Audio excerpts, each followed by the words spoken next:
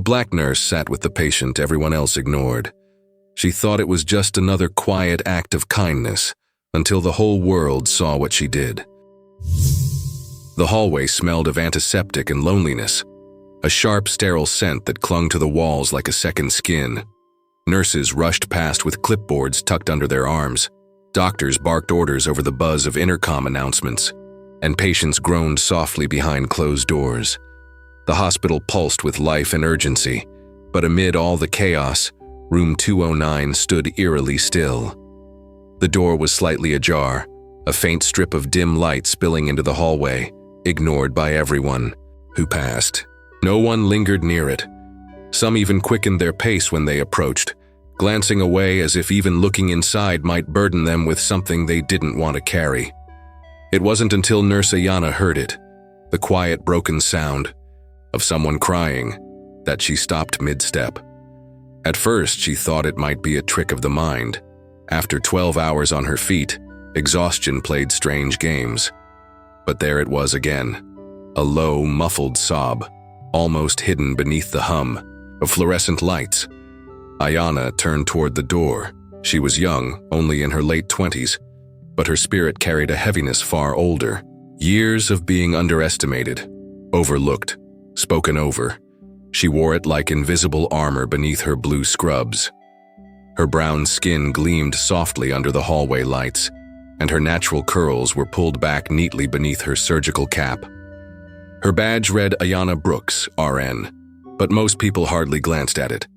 With a soft knock, more out of courtesy than expectation, Ayana pushed the door open. Inside the room was dim, the shades drawn tight. Machines beeped gently, monitoring a patient whose frailty seemed to dissolve into the bleached white sheets of his bed. He was an older man, thin to the point of vanishing, his skin pale and weathered like crumpled parchment. Tubes snaked into his arms, and a tray of untouched food sat cooling on the side table. He didn't look up when she entered.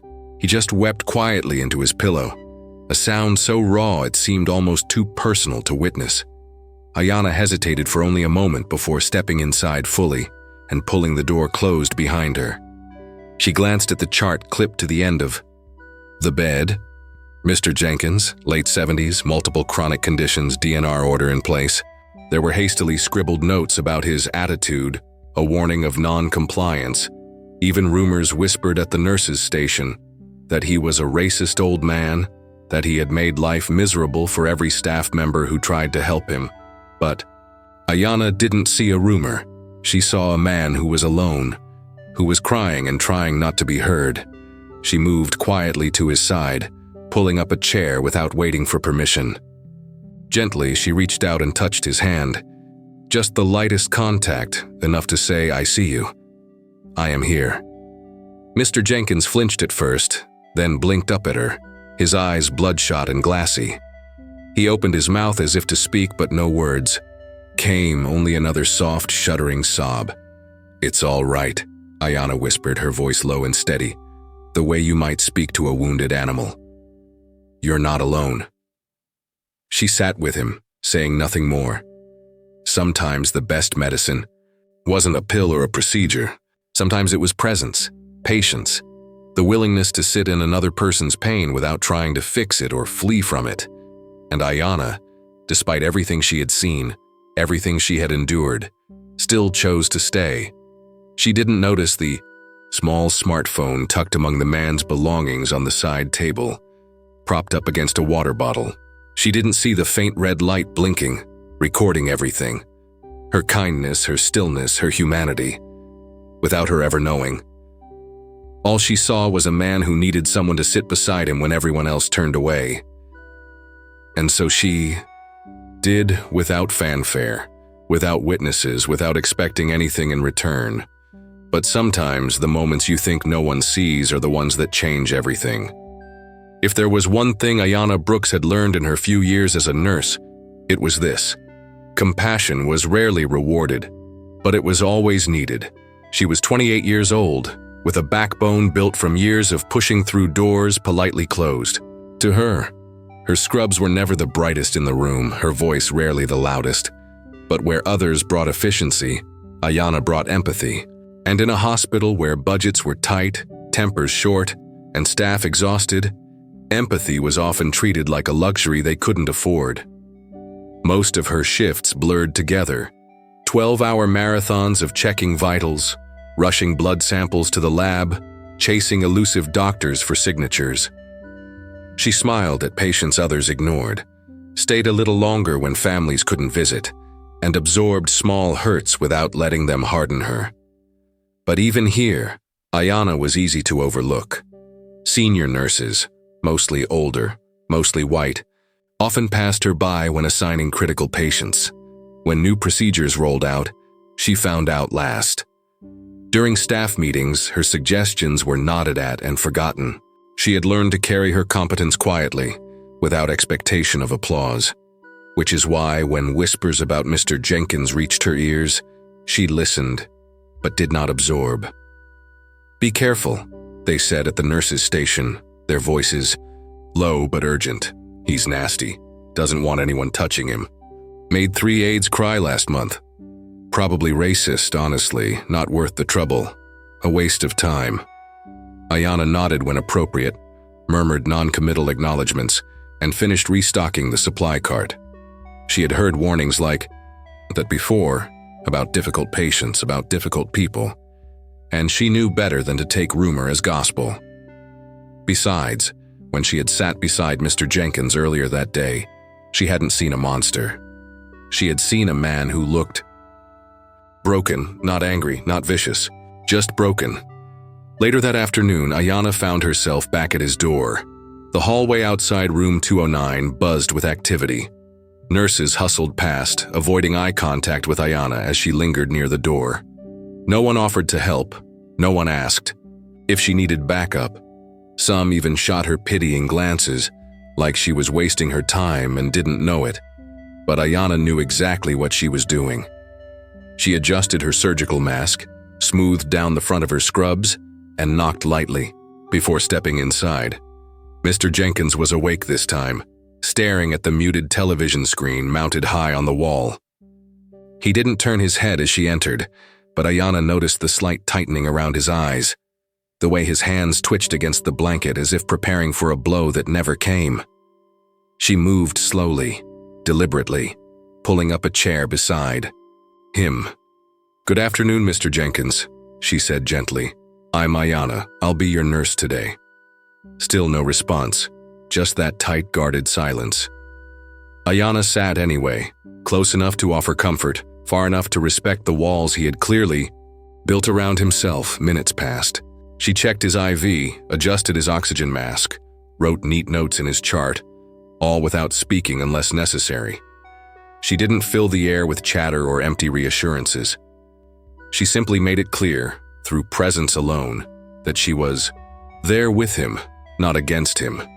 Eventually, out of the corner of her eye, she saw him shift slightly, turning his face just enough that she caught a glimpse of something beneath the rough exterior. Fear. Not anger. Not hate. Fear. And for Ayana, that was enough to stay. As she checked his vitals one last time before heading to her next patient, Mr. Jenkins's voice rasped out, barely a whisper. "You're not like the others," he said. Ayana paused, her hand frozen on the blood pressure cuff. She met his gaze, watery blue, weary beyond measure, and smiled softly beneath her mask. "I'm just here to help," she replied simply. She didn't see it. The tiny phone half hidden on his bedside tray, still quietly recording everything. She didn't know yet that this small moment of kindness, invisible to the bustling hospital around her, would soon be seen by the world. Over the next few days, Ayana found herself returning to room 209 more often than her schedule strictly required.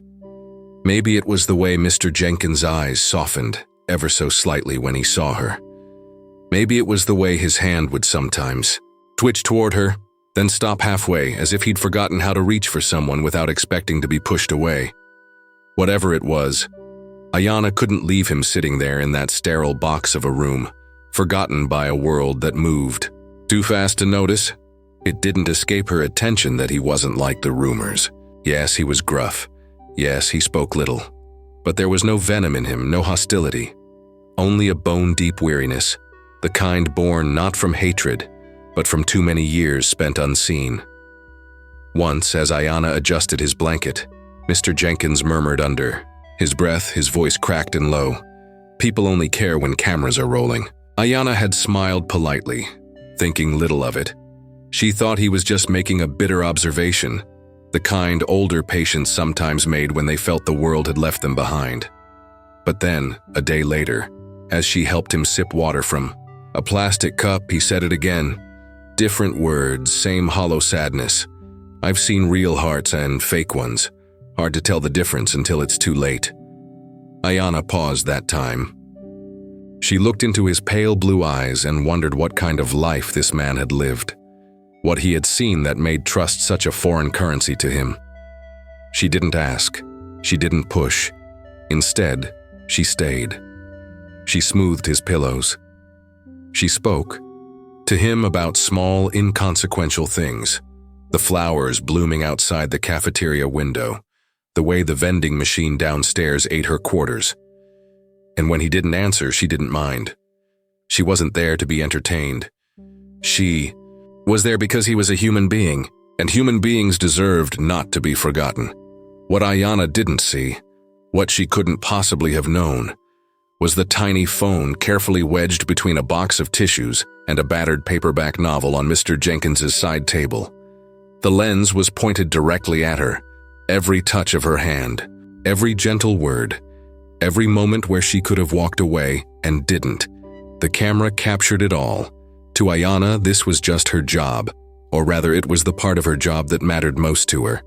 Seeing the unseen, staying with, the abandoned. She didn't know that the man she sat beside wasn't just an old patient with no family. She didn't know that Mr. Jenkins was once a giant in the world outside these hospital walls. A man who had once controlled fortunes, funded scholarships, built entire communities, only to disappear into obscurity when betrayal by those he trusted drove him into seclusion. She didn't know that behind the hospital gown and the oxygen tubes was a mind still sharp enough to test the hearts around him, and that she, with no knowledge of the stakes, was passing that test with every act of kindness. To Ayana, there were no hidden cameras, no secret audiences, no rewards. There was just a man who needed someone to treat him like he mattered. And for her, that was reason enough. The next morning started like any other, or so Ayana thought. She pulled into the hospital parking lot a few minutes before her shift, sipping lukewarm coffee from a cracked travel mug, mentally bracing herself for another day. Her phone buzzed. In the cup holder, once, twice, then nonstop. At first she ignored it, family group chats probably, another political argument she didn't have time for. But when she grabbed her bag, her screen lit up again. Ayana, is this you? Girl, you're everywhere. Turn on the news. Frowning, she unlocked her phone. Her notifications were flooded. Hundreds of missed messages, dozens of calls, social media tags piling so fast the screen couldn't keep up. Confused, she clicked one of the links a friend had sent her, and there it was. Her own face, grainy but unmistakable, beamed across the news feed of a national morning show. In the video, Ayana sat at Mr. Jenkins's bedside, smoothing his blanket, speaking softly, holding his hand. There were no fancy edits, no dramatic music, just pure, raw kindness. An unknown angel, the headline read. Caught on camera, the nurse who reminds us all what compassion looks like. Ayana's heart slammed against her ribs. Her breath caught in her throat. She scrolled faster. Article after article, clips replaying the footage. Comment sections filled with thousands of strangers calling her inspiring, a real hero, the heart we all needed to see. What in the world was happening? Still reeling, she hurried into the hospital and immediately felt the difference. Heads turned as she passed. Colleagues who had barely noticed her before now smiled awkwardly, some even clapping her on the back. Senior nurses called her name with wide, bright grins like they had known all along. Ayana, you're famous. Girl, you're trending #1. It was surreal, dizzying, but none of it compared to what happened next. An urgent call came from the hospital administrator's office. When Ayana arrived, slightly breathless, she found not only the administrator but also a tall, stern-looking man in a dark suit waiting for her. "Miss Brooks," the man said, extending a hand. "My name is Thomas Reed. I represent the Jenkins Foundation." Ayana blinked, confused. "The... what?" Thomas smiled gently, as if he understood how overwhelming this must be. "Mr. Jenkins," the man you cared for so selflessly, is not just a patient," he explained. "He's Harold Jenkins, retired CEO, billionaire philanthropist." Ayana's knees almost gave out. She gripped the back of a chair for support. Thomas continued.